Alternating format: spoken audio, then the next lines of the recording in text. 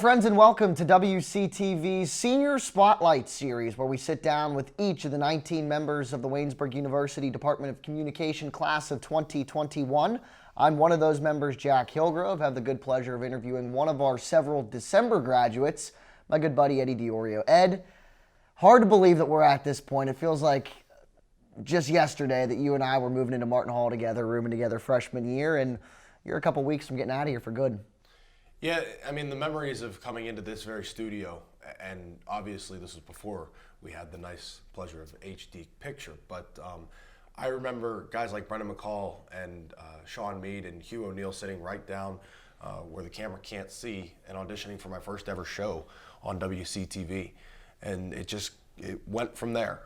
As far as WCTV shows and the Waynesburg University Sports Network, this has been one of, if not the best resource that I've found in my time here as far as within the Department of Communication. I mean, the people, obviously, that's a whole nother resource in itself, but I mean, as far as the physical attributes that we have to our disposal and the co-curriculars that we have to help build our reels and help prepare ourselves for the future and the careers that we have ahead of us that is now just knocking on the door instead of being on the other side of the street. It's incredible to think about the journey that I've taken, that we've taken together, and that the rest of our class has taken thus far. I mean, it's not over. I mean, it's more not over for you guys than it is for me, but you know, I still know that there's a lot of good content to be made. And if there's one thing that this semester showed me, if anything, it's that you can do anything regardless of the timing, you know? So a lot of things that I feel like I could have done this semester, maybe I could have done my freshman year, but at the same time, why not go out with a bang? And I feel like we've done a lot of good stuff amidst everything else this year. Yeah, no, I agree. And talk about, let's go back a little bit, because you have an interesting path career-wise. You're obviously sports broadcasting, but you started, especially like in high school, you were a theater kid. So talk about your journey to Waynesburg and how your background in theater has prepared you for a career in sports broadcasting and being on television. Because I think, and one of my assessments of you as a good friend, is that your background in theater and the way that you can act on stage helps you tremendously on TV. So I don't know if you agree with me, but talk about some of the parallels there and ultimately your journey to Waynesburg. Yeah, I mean, in high school, I know some high schools as compared to others. My high school was not very diverse when it came to the amount of media and high school media coverage done by the students. When I say that, I mean, I know some high schools, another guy, great friend of ours, Dylan Cleland, who you're gonna have on here too, he probably will talk about PTTV, which was his high school's TV operation. It wasn't just your typical morning announcements, one camera, you get on in the morning. It was serious. Yeah, oh, absolutely. And every kid was half asleep just looking up saying, okay, the sports team's dismissed at 2:15. Yeah, I was the guy that had to say that the sports team was dismissed at 2:15. I didn't have a lot. And along with public address announcing the sports teams, there wasn't much for me. So when I got here, I like to say I was pretty raw. You know, I of the skills and talents that I have produced and polished in my 4 years here, they were very raw to start. You know, it wasn't a vast experience for me. So what I did have though was theater, and that's what every high school has. And so you're right. Whenever I do get on camera for WCTV, especially on the more opinionated shows or even in broadcasts, because broadcasts you can really come out and be yourself and be animated as well.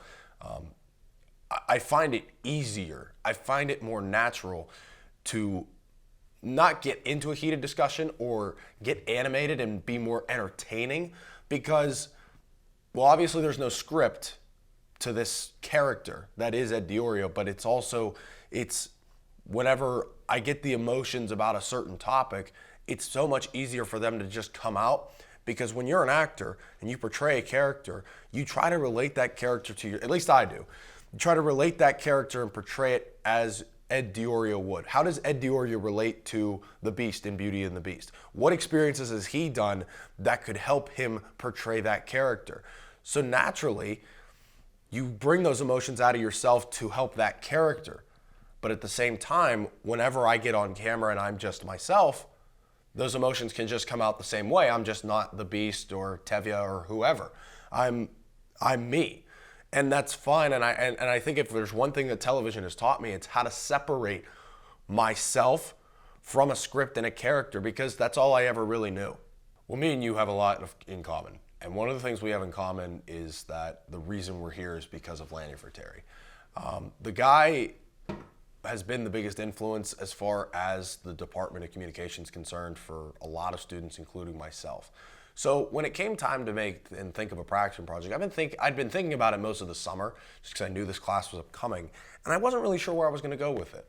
Not going to lie, but it just kind of hit me the one night. I said, man, it would kind of be cool to do a documentary about Lanny. I don't think anybody's ever done that. And so I thought about it. I kind of sat on it for a few days, and I thought to myself, I'm like, is that too much work? Is that going to be, if I really want to put the time that it deserves, the time to tell that story, if I'm really going to put that into it, like, am I going to have enough time in 2 months, 2.5 months to do it?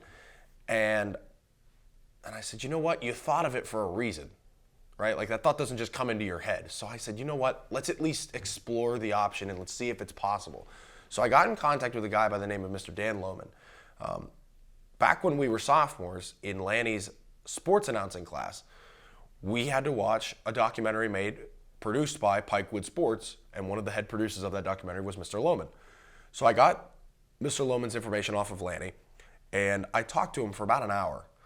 And one of the first things we talked about was, I asked him, how long did it take you guys to make the Hot Rod Hundley documentary that you guys made? And this documentary that they made is about an hour and a half. And he says, it took about a year and a half, I think. I think I over-exaggerated in the premiere meeting, and I said 3 hours for some reason, but it was a year and a half. And he said, how long do you have? And I said, 2 months. So, and his response was, oh. And so that was the biggest initial hurdle, honestly. That was the biggest initial brick wall, if you could say. But once I kind of put my head down, put a schedule together to say, okay, I got to have all my content, all my interviews by the end of September. I want to have all my video and all my pictures and everything I was going to include in there by the end of September. If I gave myself all of October and I mapped out every week, all right, I'm going to do the introduction, the first 3 chapters in the first week, and then the next 3 chapters in the second week of October. And then the third week, it's done. And then the fourth week of October, I show it to who I want to show it to for critique and nitpicking. And then by November 3rd and November 2nd, it's ready to be seen. So it all happened that way. It all happened that way. And I couldn't believe it. There wasn't a hiccup. There wasn't a real drastic change of plans where I had to scramble and do things. The process couldn't have been smoother. And I think the product is just, is it something great that I can hang my hat on? Sure. Am I proud of it for myself and say, yeah, I produced that? Yes.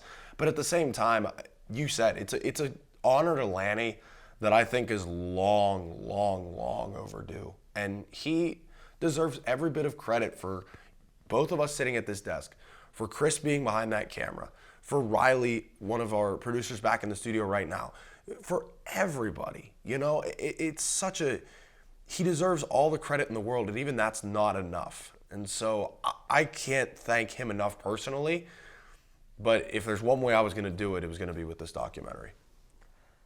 Talk about your future plans. You're one of the very few leaving us in a couple of weeks. What's next for Ed Diorio in the immediate future?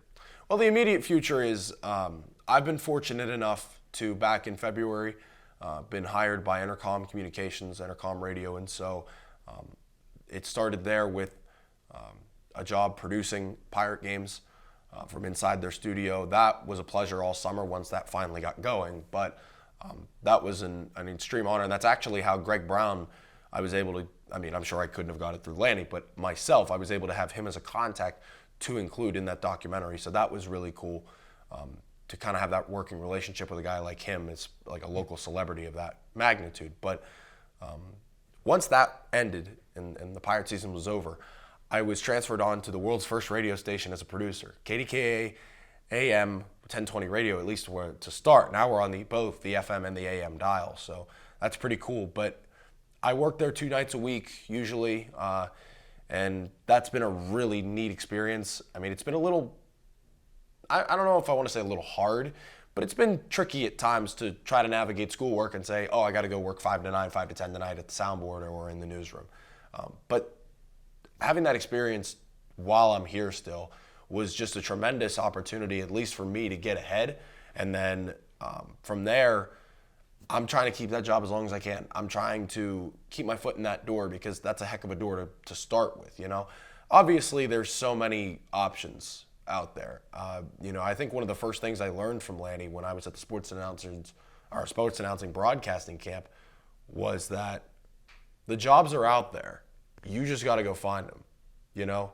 It's not like teaching jobs where there's so many school districts and you can kind of pick, maybe. Yeah. I'm not saying teaching's easy, but the point is the jobs aren't always going to be around you. You have to go to them. That's one of the first things I learned. So for me to have the opportunity to stay close to home, right in the Pittsburgh area, I'm an hour outside of Pittsburgh, you know, I think that it was it was a great opportunity for me, and I plan on living at home at least for the next semester, but for now, I'm going to stay at KDK Radio. But honestly, if there's one thing that 2020's taught us, it's that things can flip like that. So you have to just be ready on your toes. I'm not excluding any opportunities for myself, at least in the future, or in the near future even.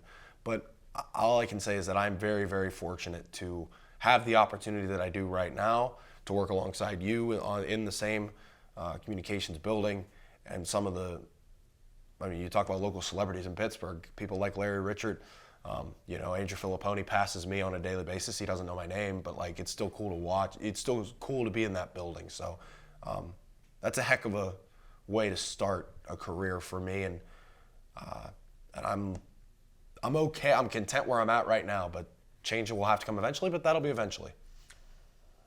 Easy question here, and I think I know the answer, but you know, you chose obviously to come to Waynesburg and major in communications.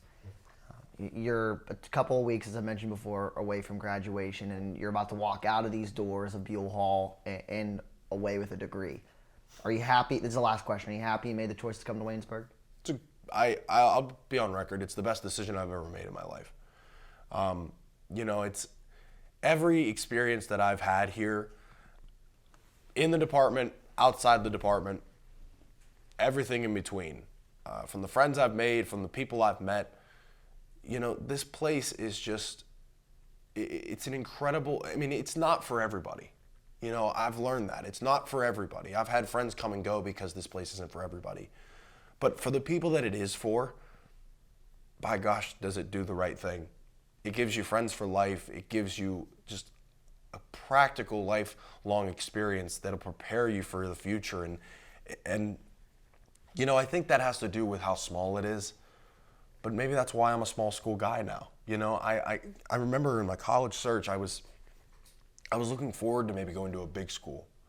But, you know, here I am here, and now I couldn't imagine myself anywhere else. So it's really, it is the best decision I've ever made, because this is some of the best group of people I've ever met. Yeah, no, I completely agree, and brother, we're gonna miss you. But thanks for sitting down. Of course. Yeah, won't be the last time you and I have a conversation. That's for sure. Well, that is it for our Senior Spotlight series on WCTV. You can find Eddie's and everybody else in the Waynesburg Com class of 2021 on our YouTube page, WUDP.